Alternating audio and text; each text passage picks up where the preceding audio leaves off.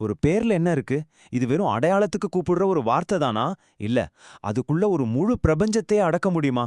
ஒரே ஒரு பேருக்குள்ள எவ்வளவு பெரிய சக்தி இருக்க முடியும்னு என்னைக்காவது யோசிச்சு பார்த்திருக்கீங்களா? வாங்க, நாம சேர்ந்து இந்த கேள்விக்கான பதில தேடலாம். பெயர்களுக்கு பின்னாடி ஒளிஞ்சிட்டு இருக்கிற ஆழமான அர்த்தங்களை ஆராயிறது தான் இந்த பகுதியோட நோக்கம். இதத்தான் நாம இன்னைக்கு இன்னும் ஆழமா பார்க்க போறோம். ஒரே ஒரு சொல்லுக்குள்ள, ஒரே ஒரு பேருக்குள்ள ஒரு முழு தத்துவத்தையே அடக்க முடியுமா? ஏன் ஒரு முழு பிரபஞ்சத்தையே அடக்கிட முடியுமா?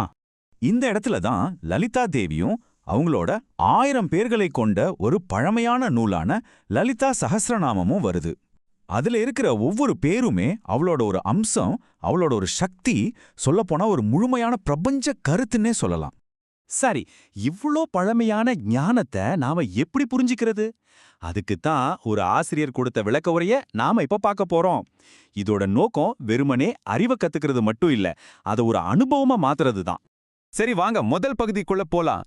இங்கே அந்த தேவியை இந்த முழு பிரபஞ்சத்தோட வடிவமாவே வர்ணிக்கிற பெயர்களை பத்தி பார்க்கலாம். முதல் பெயர் சர்வம் மயி. இதோட அர்த்தம் என்னன்னா எல்லாமே அவதான். இத சும்மா சாதாரணமா எடுத்துக்காதீங்க. நம்ம பார்க்குற நட்சத்திரங்கள், இந்த பூமி, கோடிக்கணக்கான உயிரினங்கள்னு எல்லாமே அவளோட ஒரு பகுதிதான்னு இந்த பேர் சொல்லுது. இந்த வரிய கொஞ்சம் கவனிச்சு பாருங்க. படைப்போட வடிவமே அவளோட வடிவம்தானா. அதாவது நாம பார்க்கிறது, உணர்றது எல்லாமே அந்த ஒரே தெய்வீக சக்தியோட வெளிப்பாடுதான். எதுவும் தனித்தனி கிடையாது, எல்லாமே ஒன்னோட ஒன்னு பிணைஞ்சிருக்கு. அடுத்த பெயர் சர்வேஸ்வரி. இது நாம முன்னாடி பார்த்த கருத்தை இன்னும் ஒரு படி மேல கொண்டு போகுது. அவ பிரபஞ்சமா இருக்கிறது மட்டும் இல்ல, அந்த பிரபஞ்சம் முழுசையும் ஆழுகின்ற ஒரே உணர்வா, ஒரே பிரக்ஞையாவும் அவ தான் இருக்கா. இந்த பிரபஞ்ச கருத்துக்களை வெறும் வார்த்தையில மட்டும் சொல்லல, யந்திரங்கள் மூலமாவும் வெளிப்படுத்தியிருக்காங்க. யந்திரங்கள்னா வெறும் படங்கள்னு நினைக்காதீங்க, அது ஒரு காஸ்மிக் ப்ளூ பிரிண்ட் மாதிரி, பிரபஞ்சத்தோட அடிப்படை விதிகளை விளக்குற வடிவியல் வரைபடங்கள். இங்க ஒரு முக்கியமான விஷயம் இருக்கு.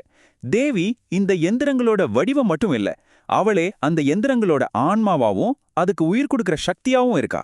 இதத்தான் சர்வ யந்திராத்மிகாங்கிற பேர் குறிக்குது.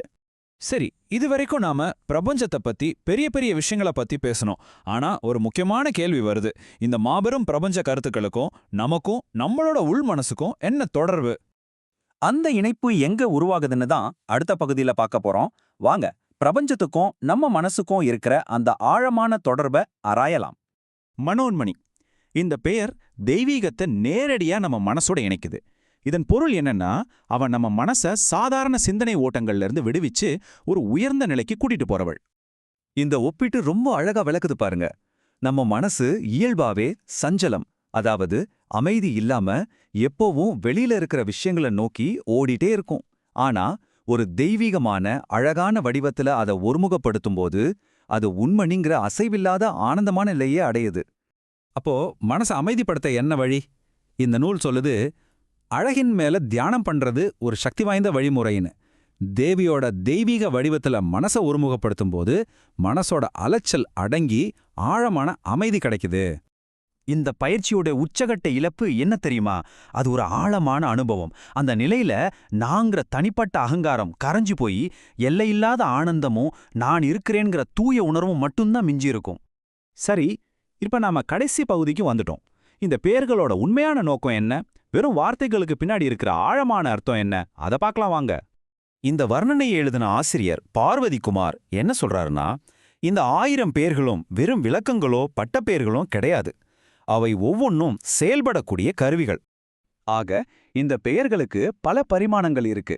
அது தேவியோட தன்மையை விவரிக்குது, அவளை அழைக்க உதவுது, அவளை பத்தி புரிஞ்சுக்கிறதுக்கு ஒரு வழியை காட்டுது, கடைசியா அந்த புரிதலை நேரடி அனுபவமா மாத்துறதுக்கு ஒரு கருவியா செயல்படுது.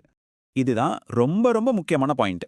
இதோட நோக்கமே அறிவா புரிஞ்சிக்கிறத, அதாவது அவகாகனம்ங்கிற நிலைய உண்மையான அனுபவமான அனுபூதியா மாத்துறது தான்.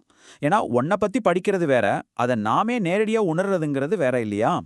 கடைசியா பார்த்தா இந்த பெயர்கள் எல்லாமே ஒரு பாலம் மாதிரி செயல்படுது.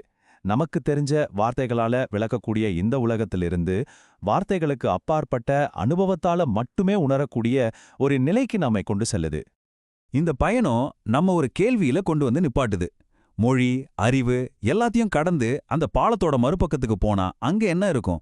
அந்த அனுபவம் எப்படி இருக்கும்? இந்த கேள்விக்கான பதில நான் உங்ககிட்டே விட்டுடுறேன். யோசிச்சு பாருங்க.